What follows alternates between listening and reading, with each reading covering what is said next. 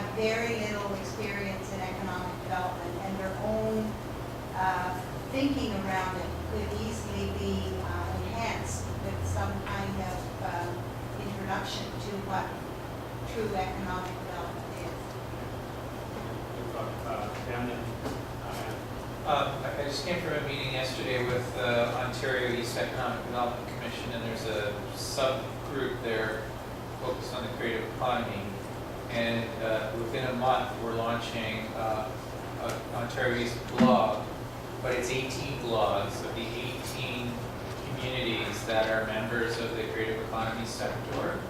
So if the theory rolls out successfully, there'll be 18 communities telling their economic development stories, creative economy stories within that blog. And that's also attached to an Ontario East Twitter account and Facebook account. So in a month, Google Ontario East Economic Development Commission, there'll be a creative economy button, and you'll be able to surf through different communities' perspectives on that. And certainly those are two-way forums, so there'll be an opportunity for some interaction. And topped off of that, Kaila, Queens, and Ontario East in the late spring is going to be holding a creative economy session, sort of part 2 here in Kingston, and a practical practitioner's point of view held in Prince Edward County. So there'll be another live opportunity for interaction as well. We rely really heavily in rural areas on volunteers for economic development. And I don't know how we, like with the Celtic Colours, you talked about how much you use the volunteers, and if there's a way that we can show them what other communities are doing and have some synergies between one volunteer group and others in other regions. I don't know how we do that, but I think there's a huge opportunity that way. Any other comments on this question? I'm just down to the second screen here. I just had a question actually for Tara and Nirvana. I recall in your presentation that you identified something like 2,400 community assets. And you did asset mapping, but you had so many that I wondered how you made sense of that.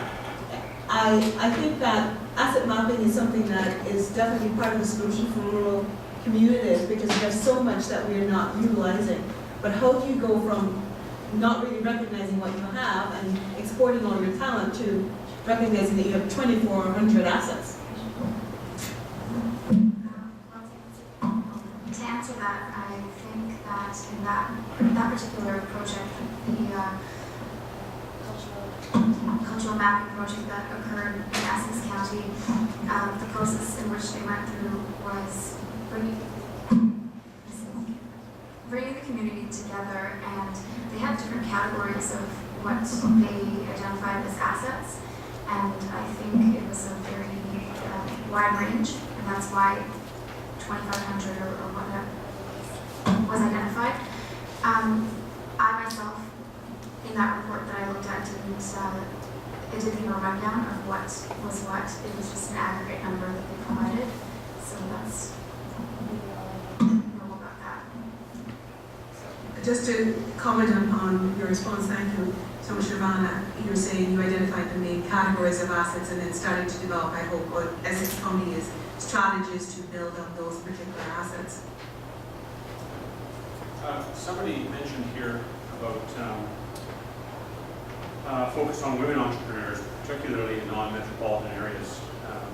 Wasn't much mention of that in any papers today. Anybody had any experience with this? It's too bad that Elspeth is no longer here. She's spoken as much. Yeah. I haven't, but I was speaking with Andy Campbell, and we were talking about incubators earlier. Andy has started an incubation in Halliburton, and he has room for 4 entrepreneurs in the incubator. He said all 4, and they had strict criteria in terms of who could come in, were women, all in about the age bracket of 30. They've all been very successful, and one of them actually moved from Ajax to be in that committee when that opportunity became available. And he said because it was women and they're about the same age group, there's lots of synergies as well, so that might be a good model for someone if they wanted to look at it. This isn't related necessarily similarly to business incubation or entrepreneurship.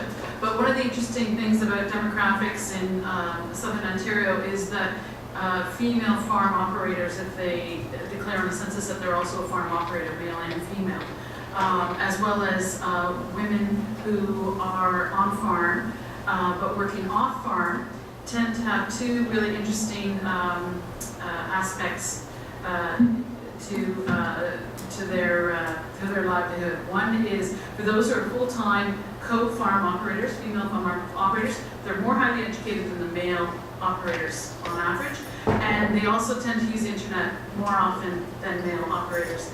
The second thing is when women work off farm to supplement farm income, they have, one of the reasons they work off farm is to access the internet and to bring in resources, including information, back to the farm where there is no internet. So we've found these two trends in the studies that we've done, and so I think it's important to look at gender, both with men and women involved in that analysis, in relationship to information and knowledge resources coming to the farm, or perhaps, I haven't studied this yet, but rural businesses that are not farm. We have an area in our county, Northumberland, where in one municipality, we have a women business owners without offices club that meets. And it's actually quite exciting because it's for women who are consultants or roofers or, all kinds of jobs that don't necessarily have an office. And a couple of months ago, I remember there was actually a great celebration because I believe 3 or 4 of those women actually got together and invested into an office space together, and they're completely unrelated services, but they met through this club, and it allowed them an opportunity to find a way that they could work together and share those costs. So it's almost like they sort of created their own incubator.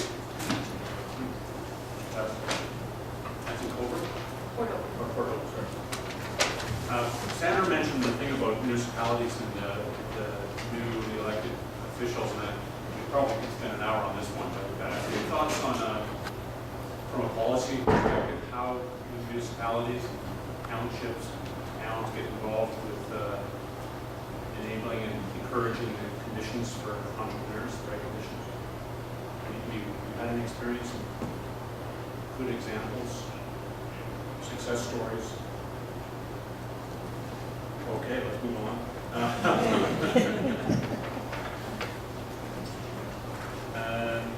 Any other questions here that you see that are interesting?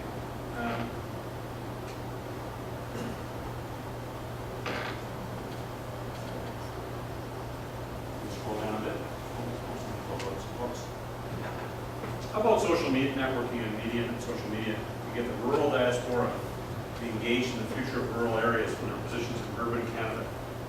How are questions here? How are universities and public institutions doing their best to disengage? Universities doing their best to disengage rural youth in the future of rural areas. It needs to be elaborated on that one. Those are 2 different questions, right? Yeah, it's there for me, and I was typing too quick, but it should be a second question. I want to concentrate on the second one. I'm a public servant, I work in a public university, and we're under pressure all the time to get students involved in research projects in the field. But there's 2 problems. One is a lot of the funding that we get is focused on issues that are generic and tend to be easier to work in more urban areas or peri-urban areas. So getting out to more rural and remote locations with students is really tough. And even though I work in an agricultural college, I have to tell you that a lot of the rural youth who I interact with are not in the agricultural college at all. They're in the College of Business and Commerce and Management, and their careers are heading in directions which they're not as exposed to opportunities to do field work in the rural areas.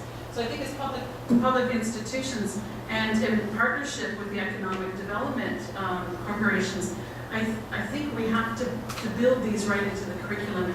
And Ivan talked about community engaged scholarship and community engaged teaching and learning, and I'm right there with you. I think that's the best classroom for our students is in the field, in the rural areas in this case. Greg? was just going to call on my student who's doing work in a rural area. Maybe she can share some light on this in terms of how this kind of work in rural areas and maybe bend if there are problems or how that's going. I think it's really interesting, especially coming from the University of Toronto, where so much of the research in all of my courses is Toronto-based, and so much of my own work has been Toronto-based.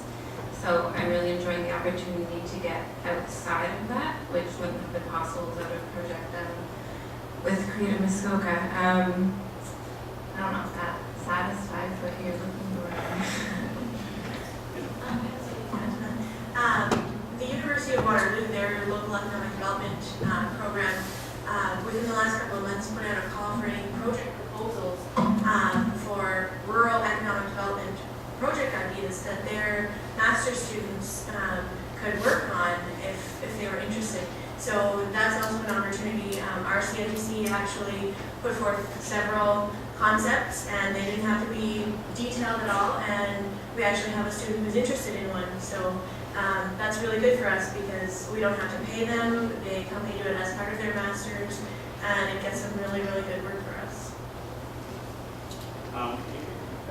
Back